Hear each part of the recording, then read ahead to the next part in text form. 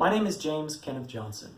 Thanks for watching this video recording of my poster presentation prepared for the Society for Neuroscience annual meeting in 2018 in San Diego. I'm here to give you a few key results from my group's efforts to try to acquire a neuron's perspective on brain activity. You see, despite the fact that spikes are the basis of our best understanding of neural code, neurons themselves don't see spikes the way we as experimentalists do when we record extracellularly with electrodes or imaging modalities. Rather, spikes simply initiate a process of propagation throughout the dendritic architecture, and it is here that information encounters other information and is transformed. This process culminates in fluctuations which we can measure at the soma of a neuron or the cell body, and only there does it generate a new action potential to then influence the same process in other neurons. And this process is, we're learning more and more that it's active, that there are dendritic action potentials, back-propagating action potentials, all interacting with these various perturbations propagating throughout the dendritic architecture. So it's important for neuroscience to acquire a tool that can let us characterize population activity given what we know a neuron can actually sense in its environment. So I'm a PhD candidate in the physics department at Washington University in St. Louis. My advisor is Dr. Ralph Wessel, and we study the physics of the brain. And because this is a video that I'm presenting, I'd like to take a moment to tell you about the history of the project and the ideas before launching into the poster. So if you want to skip straight ahead to the poster presentation, skip ahead about 5 minutes. And afterwards, I will try to anticipate many of the most common questions I receive about my work and answer them. So when I first came to Washington University 5 years ago, I was pretty excited about the experiments which were being conducted in Dr. Wessel's lab. He was able to take the brain of a species of diving turtle and remove it so that it would remain, this species has the characteristic that it would remain responsive to visual stimuli presented to the retina for many hours, upwards of a day. And this made it easy for us to unfurl the cortex and record with pipettes from the bottom side of the cortex and get stable, long-lasting whole cell recordings, multiple of them simultaneously, and to do this all throughout a day in a prep that was mostly intact and responsive to visual stimuli. So Ralph pulled me aside early on in my career, and he said one of his goals is to try to get a neuron's view of population spiking activity, in a sense to think about the neuron as a potential sensor for brain activity, since that's the role it plays for other neurons. Let's co-opt it. So at the time, we just happened to be studying scale freeness, which is related to the physics of phase transitions, and in the brain it's commonly referred to as criticality in neural systems.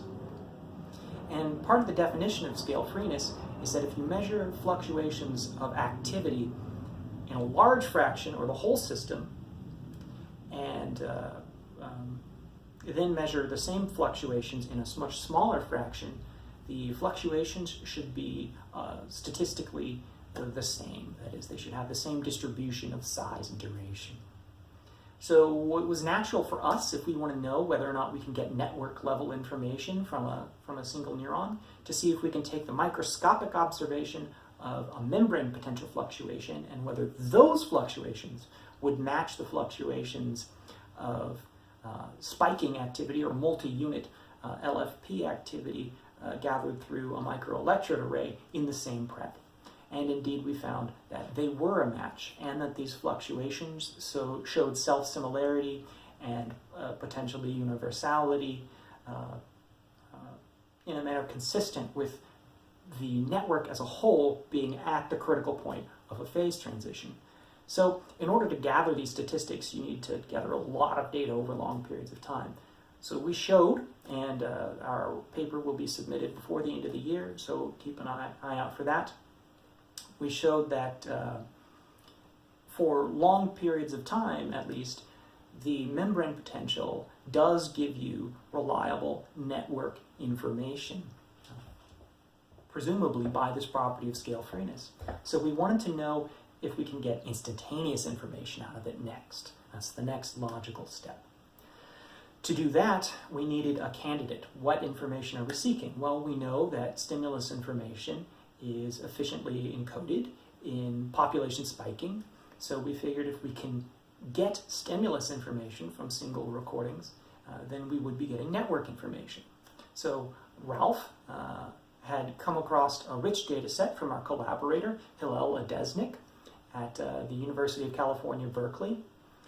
And he had done similar recordings with awake mice in a head-fixed preparation and was able to get long, stable recordings in voltage clamp and current clamp for single cells while stimuli was being presented. So I was, in the meanwhile, looking at methods of analyzing time series, and I came across the subfield of trajectory classification, which lets you take a long time series and tell what's driving it, or what's causing it, or just classify it in some sense. So the goal is to try to predict what stimulus is being presented given the membrane potential fluctuations. We knew that if we could do that better than we could from just the mean deflection or the firing rate of a neuron, for example, then we would be having a tool that not only gave us network level information because it gave us stimulus information, but was also advantageous over uses of extracellular electrodes nearby. And that brings us to the poster, where we took our general goal of trying to get a neuron's view of brain activity, and we whittled it down into a focused question, actionable to the neuroscience community, which is just whether or not neurons receive more information, whether or not more information is in the form of these fluctuations after propagating down to the soma, then neurons pass on. Whether they receive more info than they pass on, and we're assuming that fluctuations are the information they receive, and action potentials or mean deflection is the information that they pass on, and I'll explain how that works in a moment. So with that, we can begin the poster. The title of my presentation is Stimulus Information is Isolated from Single Whole Cell Recordings in the Visual Cortex of Awake Mice by Exploiting High-Dimensional Representations of Dynamics. We know that pyramidal neurons in layer 2-3 of the primary visual cortex in mice generate somatic action potentials that convey limited and very general stimulus information. But what we don't know is, do they receive equally limited information, or do they pass on less information than they receive? Consider that we already know that thalamocortical synapses, the inputs to this process, are already orientation tuned, and that the visual cortex receives inputs from many brain regions, from the hippocampus, other visual areas, and more widespread brain regions. Computational neuroscience is right now grappling with understanding the extravagant dynamics of dendritic integration. Our neural code is based primarily on somatic action potentials, and we are just now learning how active dendritic propagation can be, and are working on the ability to constrain our coding models given this new information. So here we leverage in vivo electrophysiology and nonlinear dynamics and machine learning to investigate what information is accessible at the soma. We're able to predict the stimuli which was presented to a neuron from half a second to 1 second better with fluctuation dynamics than with the mean deflection, which is a proxy for firing rate or population activity. This shows us that the more information propagates to the soma then gets passed on, and it challenges a widespread belief that these fluctuations are just noise. Because stimulus information must be encoded with population spiking in presynaptic networks, it also means that we're on the track to provide the community with a simple set of tools for appropriating neural input as a means of sampling brain activity and getting us ever closer to an insider's view of the neural code. So, to explain what's going on here with the poster. So our data comes from our collaborator, Hillel Adesnik, at the University of California in Berkeley. He's got a head-fixed preparation in which he's able to record from whole cell recordings from single neurons in voltage clamp or current clamp, and he presents various forms of stimuli. He's got 8 different orientations, he's got 6 different sizes, and 6 different contrasts of a square wave grading presented to the mouse. We can take that and do classical analysis, which is just to get the mean deflection, that is how much the signal, be it current or voltage, membrane potential, has changed from its baseline. So we measure the baseline and then we measure the response to what happens when we turn on the stimulus, and we get an average over the first third of activity, or the second third, or the third third, or the whole thing. And we compare that to an average calculated from before the stimuli was presented. And we can take this single scalar value and try to predict what stimuli is presented given that. So this deflection correlates strongly with firing rate, and firing rate underlies the tuning curve, which is what stimuli will a neuron preferably fire to, preferably send information to its neighbors. And so this is how we think neurons encode the information about the stimulus, and it underlies our understanding of neural code. However, there's a lot of trial-to-trial variability, so we don't know whether or not we can actually do a good job of predicting it instantaneously from this approach. In parallel, we take a new approach, which is to look at a multidimensional form of the signal. In this case, we use the Whitney-Tockins delay embedding theorem, and we marry that with dimensionality reduction methods to come up with an elegant solution to get us a dynamical expansion. So we just simply take 100 millisecond delays. That is, we have our signal, and then we delay it by a little bit, and we delay it by a little bit, we delay it by a little bit, and we make a big matrix, which is 100 by t, in this case 1,000 seconds. And that's what we see here, where the color represents what the membrane potential was, so you can see the matrix. I selected a few of the delays so you can see that the membrane potential is being delayed.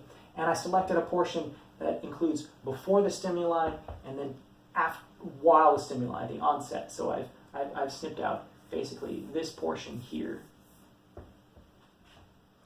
So once we take our 100 delays, we overexpand the dimensionality. We can then use principal component analysis or any other dimensionality reduction technique to reduce it back down to a moderate dimension and get meaningful trajectories.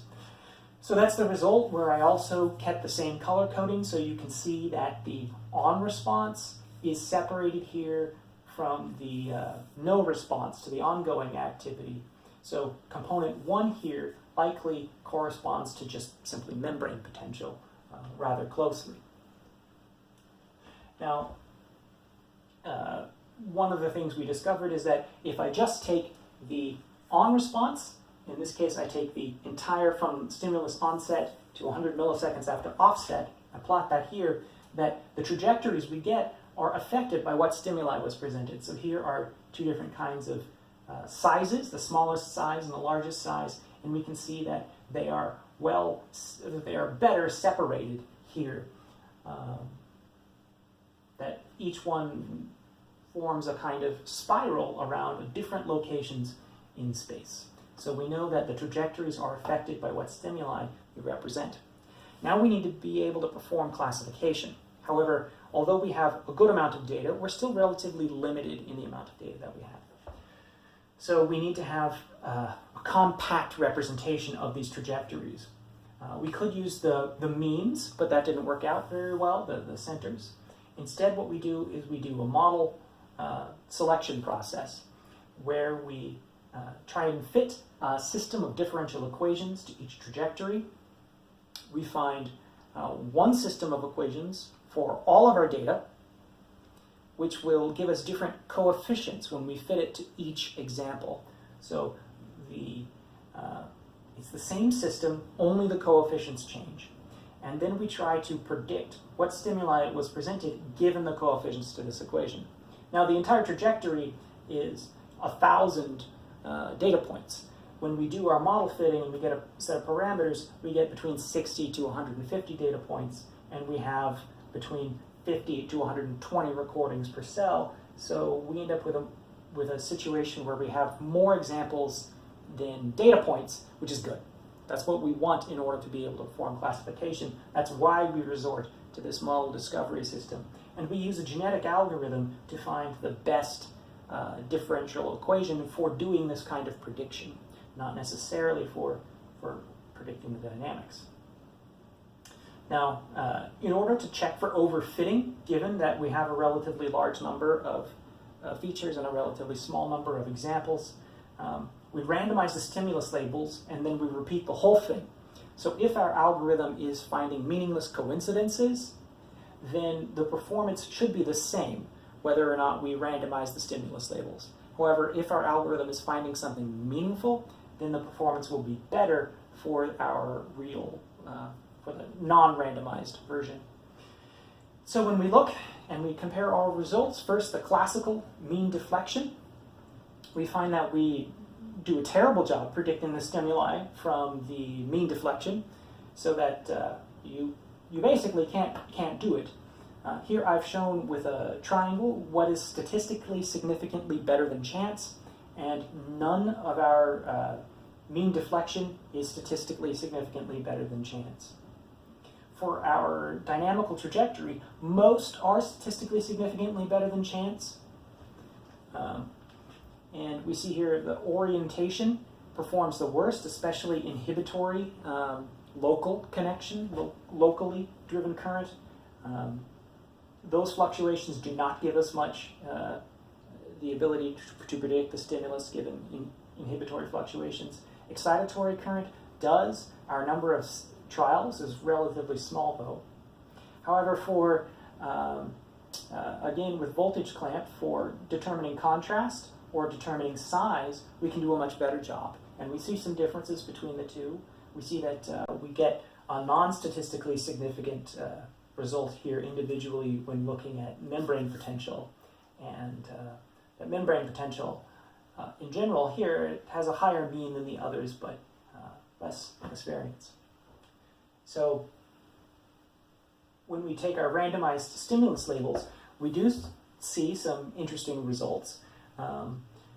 For starters, our entire data set is statistically significantly different from this data set, with a p-value of 2.4 times 10 to the negative 6. So we know that on the whole, this is better than this. Individually, going trial by trial, where again we have small numbers, so our ability to estimate p-value is very limited. We see that there are two that are individually different. The contrast and inhibitory signal measured while we are varying contrast.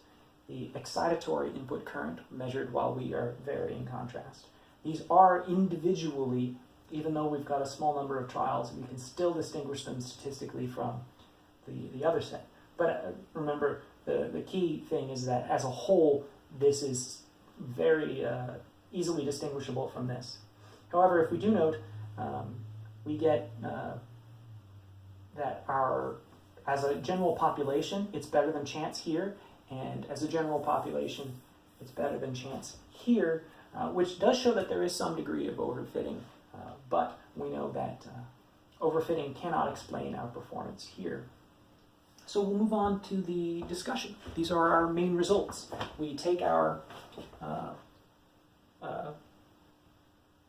we get data from mice in a head fix preparation. We do a classical kind of analysis with deflection, and we try to see if we can get this proxy for neural output to give us information we can use to discriminate the stimuli, and we can't, or classify the stimuli.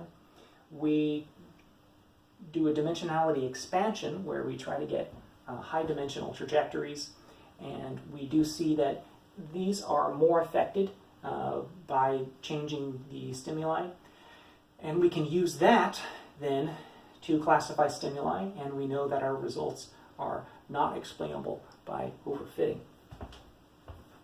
So I'll talk a bit about the background of what we've done here. First of all, this dimensionality expansion may seem strange to some people. However, it's pretty common. When we take spiking data, the way we often process it is to apply dimensionality reduction, such as principal component analysis, and we end up with abstracted components to begin with. So in this case, we're getting abstracted components out, and we have a nice theorem, the Whitney-Tockins delay embedding theorem, which says that if your system is d-dimensional, then you will be able to extract its state space in no more than 2D plus 1. So here we keep 6 dimensions rather arbitrarily. It's easy to use in our algorithm.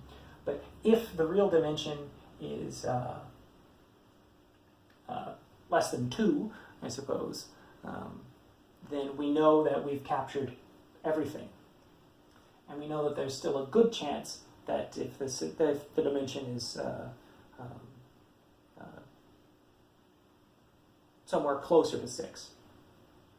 So the theoretical basis for why we would look at trajectories, why we think dimensionality expansion would tell us anything about the inputs to a neuron that we didn't already know, is the computational theory of computing with attractors.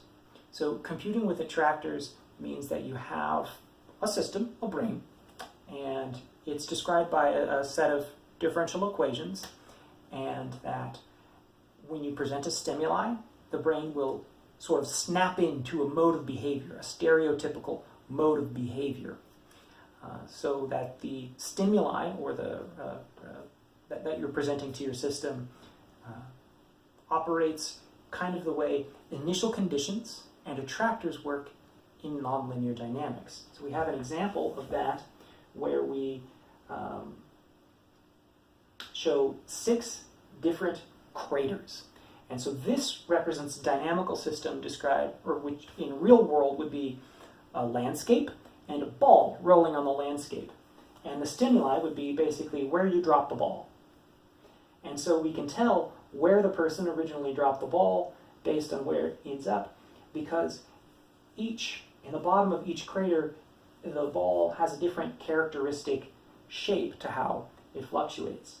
So while the entire landscape is one big complex differential equation, we also have that in the neighborhood of the attractors, it's often describable by a much simpler set of equations, just simple oscillation.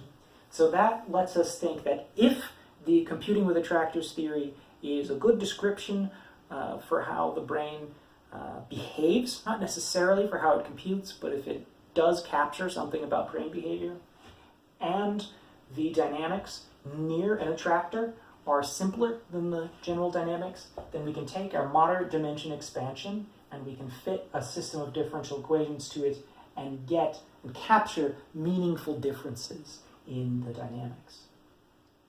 Again, the method has some challenges to it. One of them is feature selection and overfitting.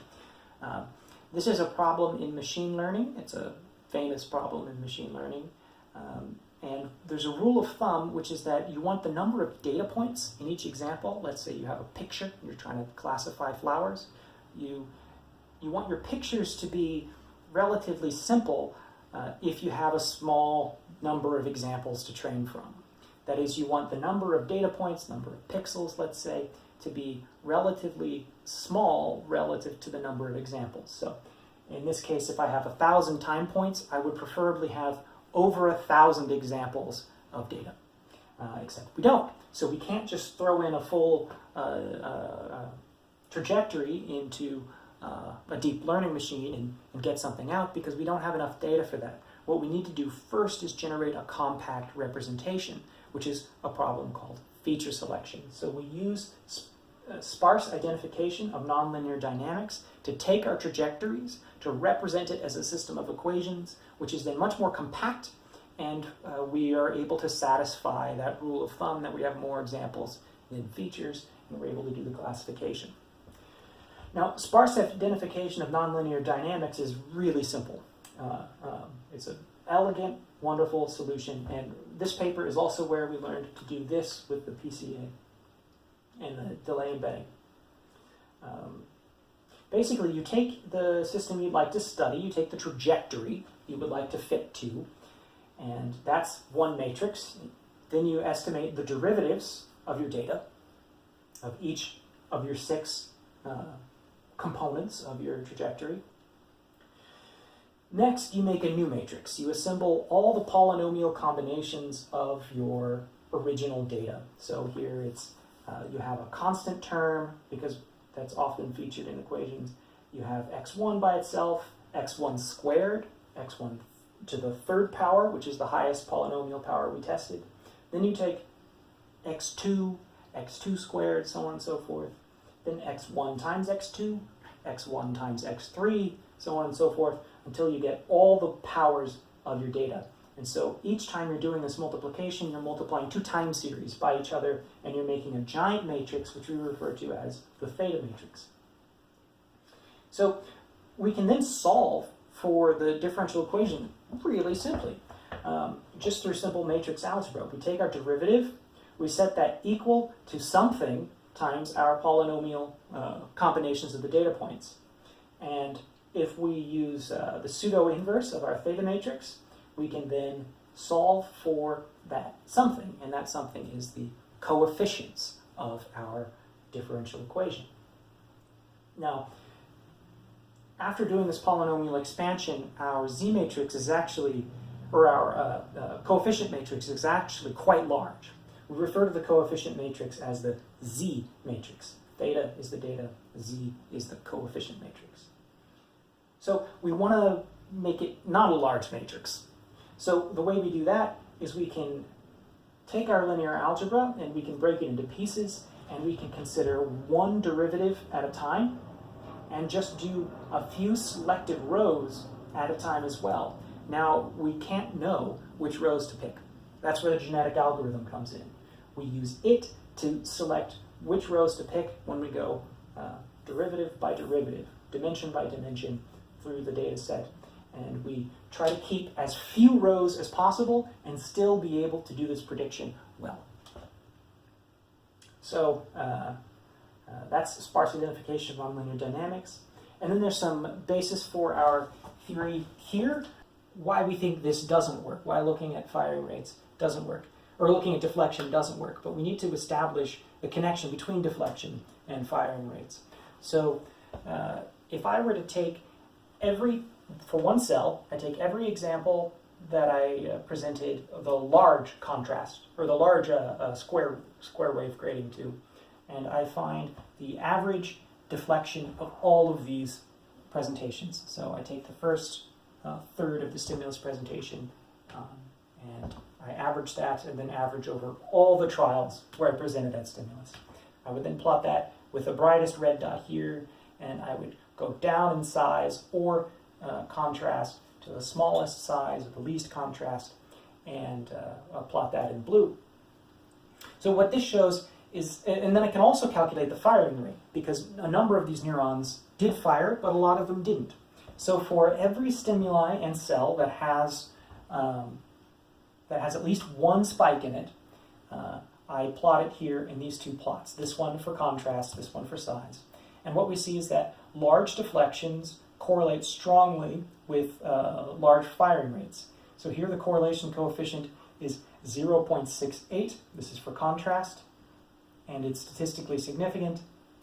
And here, for size, the correlation coefficient is higher, 0.768, and it's still statistically significant at p-value is 0.0013. So from here, we see that deflection and firing rates correspond well when you're looking at membrane potential, but what about when you're looking at excitatory current or inhibitory current? Well, from there, we take from previous literature that the average level of excitatory current or a high level of excitatory current will correlate to a high level of activity among the excitatory members of the neuron's presynaptic pool. So deflection for voltage clamping corresponds to firing rates of the presynaptic community. Deflection of membrane potential corresponds to firing rate of this neuron. Now, so why wouldn't this work? So firing rates are how we get information, and firing rates underlie the tuning curve and how neurons communicate with each other. Why wouldn't this work? So here we've plotted some examples. This is, we're doing size, presenting stimuli of different sizes, color-coded again, and we've got the average deflection and the variability. And so what we see is that this neuron does have a preferred stimulus, that is, it does have a tuning curve. However, not only is it not one-to-one, it would be difficult to tell these two stimuli apart because the curve doesn't map directly. There's also a lot of trial-to-trial variability, especially for this preferred set. So it's hard to be able to know which of these you are. And when we look at inhibitory current and contrast tuning, we see a similar thing. It's got a preferred stimulus. The inhibitory current will respond most to a very sharp contrast and least to a very low contrast. However, the variability also gets larger. And when we're looking at orientation tuning and excitatory current, we see that maybe there's a preferred stimulus, but mostly we see less evidence for tuning curves in the excitatory stimuli, or excitatory signal here. So that's why we're not seeing, or for orientation, the excitatory for orientation. So that's why we think we're not seeing this in the deflection. So from this, we can conclude that the neuron does indeed pass on less information than it receives. Our ability to predict the stimuli from deflection, corresponding to firing rates, or from the excitatory input, which also correlates to the single neuron's firing rates, but more accurately to the presynaptic firing rates, is much less, much worse. We basically can't do it, but we can when we look at the fluctuations into it. So the fluctuations carry more information than the mean level, which challenges some previous beliefs about the fluctuations being just noise. Okay. So now I'll try to answer some questions that I've anticipated. One of them, perhaps the first one, is why is the performance so poor here? I'm saying that we can do better, but if this was a typical machine learning application, we would expect to do a lot better than that, or we would hope to do a lot better than that. And so the answer is I don't know. Is the information this limited? So we've answered the question whether or not the fluctuations contain more information, but not whether or not they contain complete information. So it may be that there is the possibility of doing better, or it may be that this is all you can do. Keep in mind that we're making a lot of assumptions by taking this computing with attractors theory. And I'm taking a lot of assumptions in assuming that it's going to be contained in the coefficients, right? So there are different approaches which can be tried to perform this classification. This is just the approach that I chose and had time to present here. Now, this performance is significantly better than chance, but it's not anything you would use in, say, a brain-machine interface, but it is enough to establish that there is information here and that we can use methods or methods similar to this to extract network level information. So the next question I would anticipate would be about similar methods. So here I use delay embedding, and it may have occurred to you that another thing that people do with single time series is they will find the spectrogram. They'll do a Fourier analysis, and they will get the instantaneous spectrogram and then do PCA and get trajectories on it. And indeed, that's something you can do. You get a different kind of trajectory, and you also are making different assumptions about how your system behaves.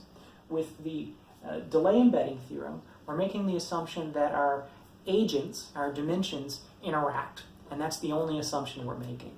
When you take a spectrogram, you're making the assumption that your agents, your things which are interacting, are best described by fitting into different frequency channels.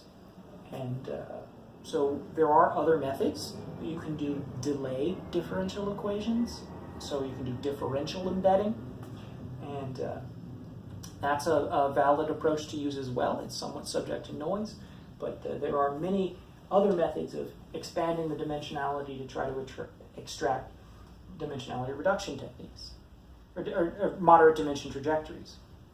There are also other dimensionality reduction techniques. Here we're doing principal component analysis. We're in the process of trying it with independent component analysis. That is to try to separate out them into completely statistically independent components, and to try that way. So there are a number of alternative methods that you can try, and we've looked into some of them, but not completely. Another method will be that you may have thought, well, I have this data issue, and I don't necessarily have to go through this model discovery approach. Why don't I try maximum likelihood estimation? And we did that. And it seems to work at a similar method, so at a similar level of performance. Maximum likelihood estimation simply means that you make a density map. So in this case, we keep only the first 3 dimensions, and we reduce that down to an axis around which the signal appears to rotate and a radial coordinate. And that gives us a 2D heat map and of where the signals are likely to show up. So you would visualize a plane going through here. This would be a big blob occurring on one side. This is a blob occurring on the other side of the plane. And we can discriminate stimuli based on that to some degree. The performance is worse, but better than chance.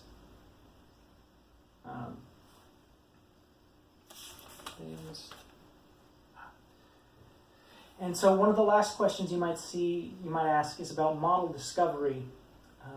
In general, how well does it work? Can I take this differential equation, integrate it, and then get back these trajectories? The short answer is no. We can integrate this and get something which, say, captures the central axis. Might say capture the tendency to explode at one end of the axis and to converge at another end of the axis, but it does not closely reproduce the data. Only captures some very general features of the data.